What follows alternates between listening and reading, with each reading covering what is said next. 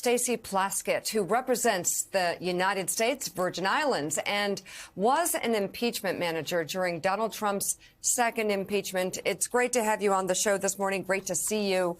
I'm curious your thoughts on the FBI's search of Mar-a-Lago and where things stand right now, not getting ahead of things. There are a couple of folks that we've quoted who are looking at what might happen in the future. But right now, we have Donald Trump admitting, not denying, that he has documents that don't belong to him.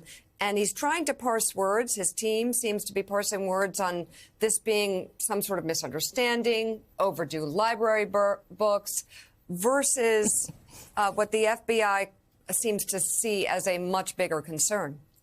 Well, it is a bigger concern because we know that the president does not have the authority to take documents, any document, out of the White House and bring it to his personal home after leaving office. We stopped that after Watergate and President Nixon with the Presidential Records Act.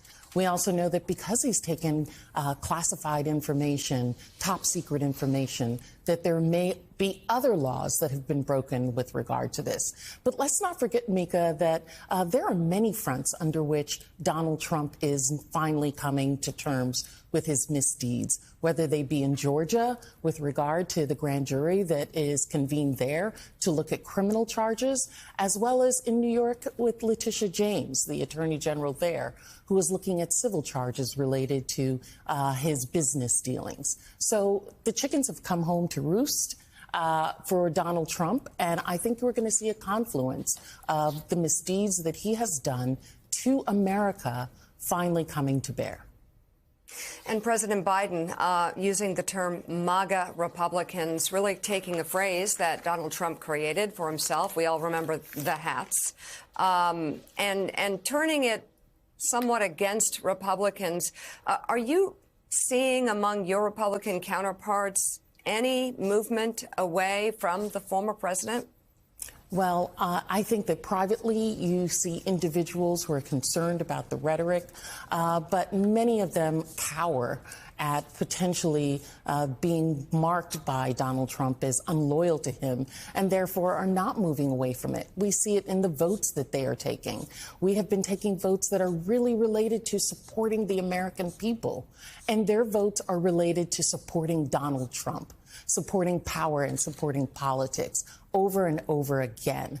When we're voting on lowering the cost of prescription drugs, to making communities more safe with gun control, to addressing climate change, the Republicans are lockstep with Donald Trump each and every time. They're petrified of the man and of those individuals who follow him, of those MAGA party people. I don't even know if we want to call it the Republican Party anymore, just maybe the MAGA Party, because that's what they've all been subsumed by.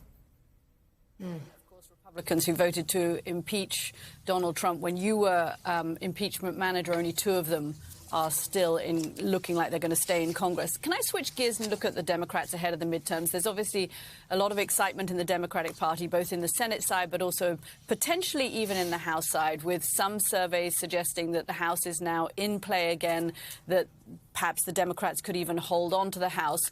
What do you think the most, and thinking of your constituents in the Virgin Islands, what is the message that resonates most, and what's the way you can galvanize voters to get to the polls the most ahead of the midterm elections if Democrats want to try on and stay in the House? What is the thing you need to focus on? Well, listen, September is important to us in the Virgin Islands. It's hurricane season.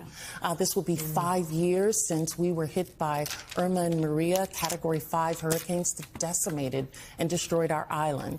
And so we are concerned in the same way that other Americans are with climate change, with energy. We are concerned with the president as well as Congress. And I believe the Democratic Party has done this, is following it up on their promises, making sure that they are, one, holding the line on our democracy defensively, but at the same time bringing us forward so that we have an economy that can grow, that we can have wealth that we can pass down to our children, that we can have home ownership at affordable costs. I think those are all things that Democrats are fighting for the people of America, while the Republicans showing a stark contrast with Republicans who are about power and about politics. Democratic Congresswoman Stacey Plaskett, thank you. Always good to see you. Thanks very much for being on this morning.